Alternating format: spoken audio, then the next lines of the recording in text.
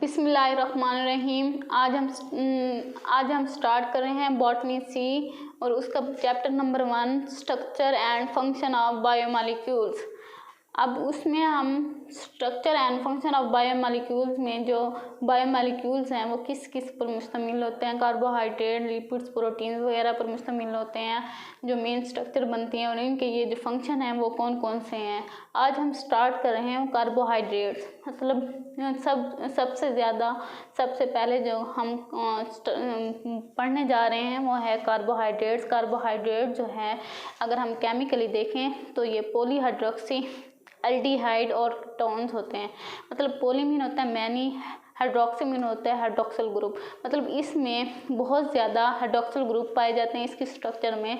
और ये एल्डिहाइड मतलब एल्डिहाइड पे मुश्तमिल होता है या फिर कीटोन्स पर। अगर हम एल्डिहाइड और कीटोन्स की स्ट्रक्चर देखें तो ये इनका जनरल फार्मूला है।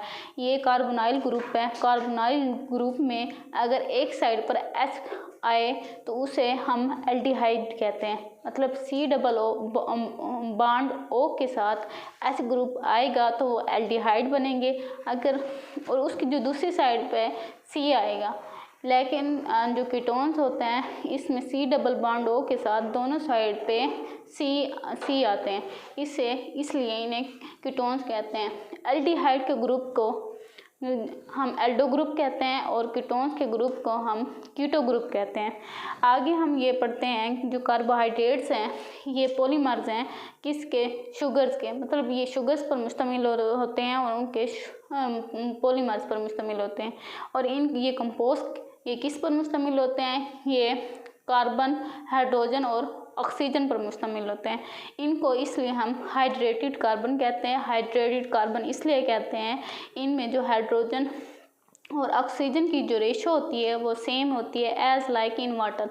फॉर एग्जांपल अगर हम चीनी को वाटर में बॉयल करेंगे तो उसकी जो स्ट्रक्चर है, मतलब जिस कंपाउंड में हम करेंगे तो उसकी साइडों पर जो वाटर के ज़रात मतलब पानी के ज़रात बन जाएंगे और जो नीचे जो है ब्लैक स्ट्रक्चर बन जाएगी। अगर हम बहुत ज़्यादा करेंगे जो नीचे स्ट्रक्चर होगी उसे ब्लैक कलर की उसे हम कार्बन का नाम देते हैं और जो साइड पे स्ट्रक्चर बनती है वाटर, तो इसलिए इन्हें हम हाइड्रेटेड कार्बन भी कहते हैं। इसमें 2:1 की रेशो अगर हम देखें तो ग्लूकोज जो है मेजर जो सोर्स है कार्बोहाइड्रेट्स का वो ग्लूकोज है। ग्लूकोज का फार्मूला C6H12O6 है। अगर हम इन्हें डिवाइड करें तो ये वाली रेशो आती है CH2O जो कि वाटर बनता है, वाटर मॉलिक्यूल बनते हैं।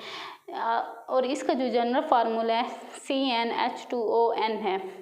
अगर हम इसको देखें कार्बोहाइड्रेट्स को, ये प्राइमरी प्रोडक्ट्स हैं किसके, फोटोसिंथेसिस के। मतलब फोटोसिंथेसिस और रेस्पिरेशन के दौरान जो प्राइमरी प्रोडक्ट्स बनते हैं वो कौन होते हैं, वो कार्बोहाइड्रेट्स होते हैं। और ग्रीन प्लांट्स होते हैं वो सारे किस पर मुश्तमिल होते हैं, वो भी कार्बोहाइड्रेट पर मुश्तमिल होते हैं।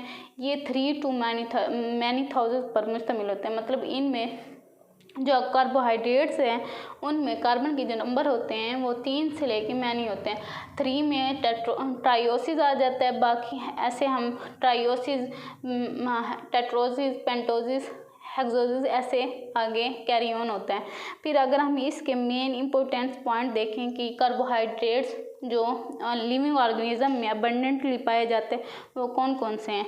ये form different structure of cells, मतलब सेल्स के डिफरेंट स्ट्रक्चर बनाते हैं। जैसे कि सेलुलोज ऑफ वुड, मतलब वुड में जो सेलुलोज होता है वो किस पर मुश्तमिल होता है, वो कार्बोहाइड्रेट पर मुश्तमिल होता है। ऐसे कॉटन जो होती है, रुई के गाल जो होते हैं वो किस पर मुश्तमिल होते हैं, वो भी कार्बोहाइड्रेट। मतलब प्योर सोर्स ऑफ कार्बोहाइड्रेट कौन है, वो कॉटन है। एंड पेपर जो होते हैं, मतलब कागज़ वगैरह जो होते हैं वो भी कार्बोहाइड्रेट से मिलकर बने होते हैं। दूसरा ये है कि ये तमाम ऑर्गेनिज्म में पाए जाते हैं। They are present in all parts of the cell. मतलब सेल के तमाम पार्ट्स किस पर मुश्तमिल होते हैं, कार्बोहाइड्रेट्स पर मुश्तमिल होते हैं। और they act as storage compound. मतलब कार्बोहाइड्रेट जो हैं वो स्टोरेज कंपाउंड के तौर पर एक्ट करते हैं। ये बॉडी में स्टोर भी हो जाते हैं। अगर हम स्टोरेज कंपाउंड के देखें तो उसमें स्टार्च और ग्लाइकोजन आ जाता है। ग्लाइकोजन जो है वो एनिमल स्टोरेज कंपाउंड है, मतलब एनिमल में पाया जाता है, ह्यूमन में लीवर में पाया जाता है, और स्टार्च जो है ये प्लांट में पाया जाता है। अब कार्बोहाइड्रेट जो है ये केन शुगर और मिल्क शुगर जो होते हैं इनमें भी पाया जाता है, और मतलब केन शुगर गन्ने के रस, और ये जो मिल्क शुगर्स होते हैं मिल्क वगैरह में भी, वो भी कार्बोहाइड्रेट पर मुश्तमिल होते हैं। फिर है मेन सोर्स ऑफ एनर्जी, मतलब ये सेल को मेन सोर्स ऑफ एनर्जी कौन प्रोवाइड करता है? कार्बोहाइड्रेट प्रोवाइड करता है। 1 ग्राम कार्बोहाइड्रेट से हमें 4 कैलोरी मिल रही होती हैं। फिर है कार्बोहाइड्रेट जो है form cell wall of plants and other micro organism, मतलब माइक्रो ऑर्गेनिज्म और प्लांट्स की जो सेल वॉल है, बैरोनी स्ट्रक्चर सेल वॉल जो होती है वो किससे बनी हुई होती है?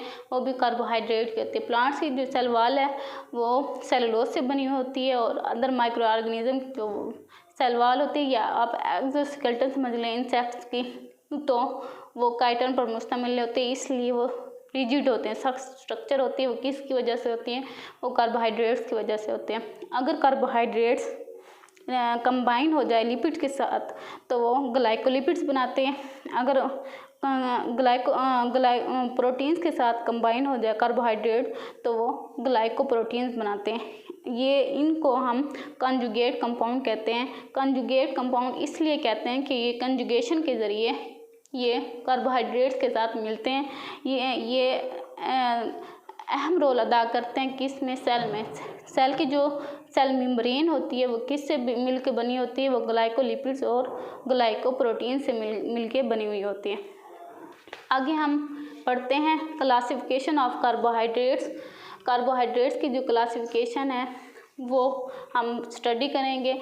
जो कार्बोहाइड्रेट्स हैं इनको हम सैकराइड्स भी कहते हैं। सैकराइड्स जो है ये वर्ड जो है ये ग्रीक वर्ड सैकरॉन से निकला है। सैकरॉन का जो मीनिंग है, मतलब उसके जो मतलब है वो है शुगर, मतलब शुगर कंटेनिंग कंपाउंड को हम क्या कहते हैं? सैकराइड्स कहते हैं। सैकराइड जो है इज़ यूनिट ऑफ कार्बोहाइड्रेट, मतलब ये कार्बोहाइड्रेट्स पर मुश्तमिल होते हैं। सैकराइड्स के अगर हम टाइप्स देखें तो मोनोसैकराइड, डाइसैकराइड, पॉलीसैकराइड्स हैं। अब आज हम स्टडी कर रहे हैं मोनोसैकराइड्स। मोनो मीन होता है single and saccharide mean sugar, मतलब सिंपल शुगर जो है उनको हम मोनोसैकराइड्स कहते हैं। They are compose of single unit cell, मतलब ये सिंगल यूनिट सेल पर मुश्तमिल होते हैं। यूनिट पर इनका जो फार्मूला होता है वो मल्टीपल ऑफ CH2O होता है, और ये स्वीट इन टेस्ट होते हैं, इजीली स्लोबल इन वाटर होते हैं।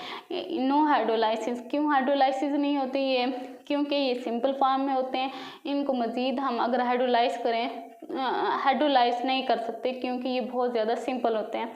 इनमें जो एक कार्बन के अलावा तमाम जो बाकी कार्बन होते हैं उनके साथ हाइड्रोक्सिल ग्रुप अटैच होते हैं। जो विदाउट OH ग्रुप होता है, मतलब हाइड्रोक्सिल ग्रुप के बगैर जो कार्बन होगा, जो विदाउट हाइड्रोक्सिल ग्रुप के साथ कार्बन होगा उसे हम किसका नाम देंगे? कार्बोनाइल का नाम देंगे। कार्बोनाइल मतलब वो कार्बोनाइल होगा, उसके साथ एल्डो शुगर भी अटैच हो सकता है। एल्डिहाइड अटैच होगा तो हम उसे एल्डो शुगर कहेंगे। अगर उसके साथ कीटोन्स अटैच होंगे तो हम उसे कीटो शुगर कहेंगे।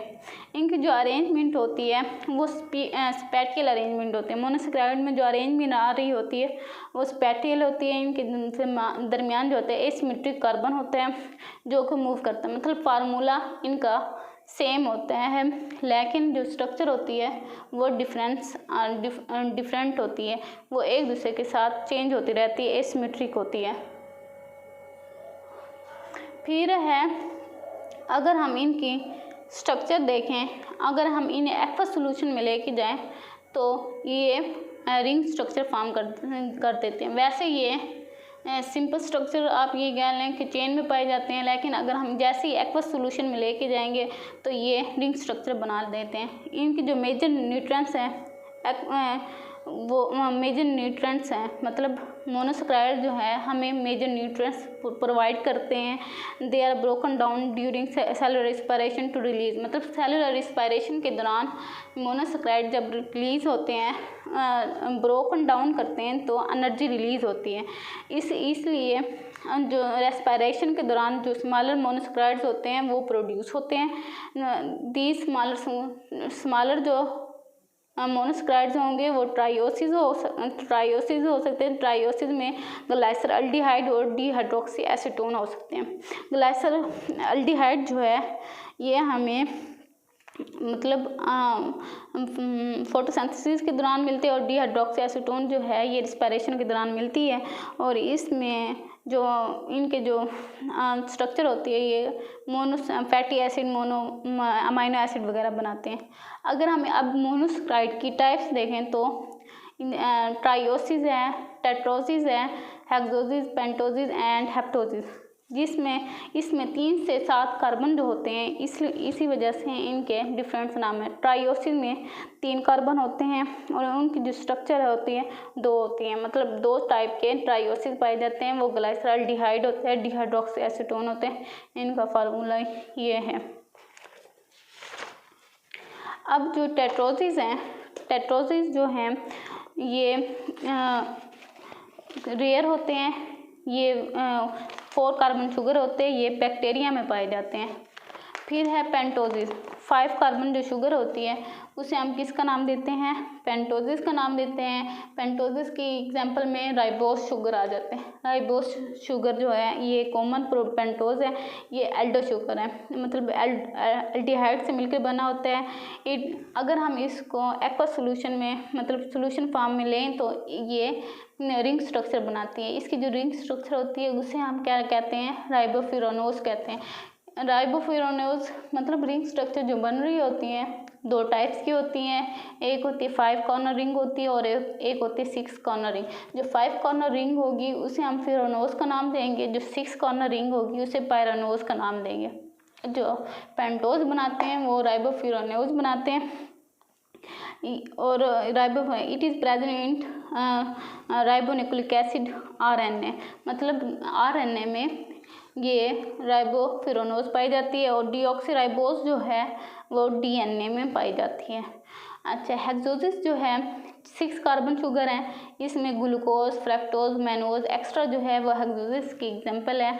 ये ग्लूकोज का जनरल फार्मूला है। इसमें ये एल्डो शुगर से एल्डिहाइड से मिलके बने होते हैं और इनकी स्ट्रक्चर ये कार्बन नंबर 3 पे इनकी स्ट्रक्चर इस तरह आ रही है।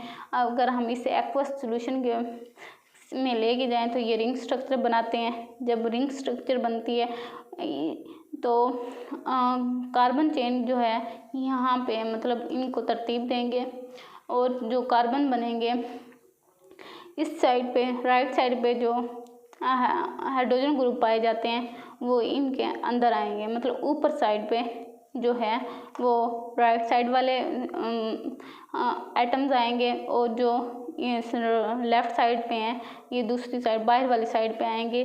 सेम ऐसे अगर देखें तो इसमें OH ग्रुप जो है वो राइट साइड पे, तो इसलिए ये अंदर आएंगे, बाकी जो सेम तरतीब से आएंगे।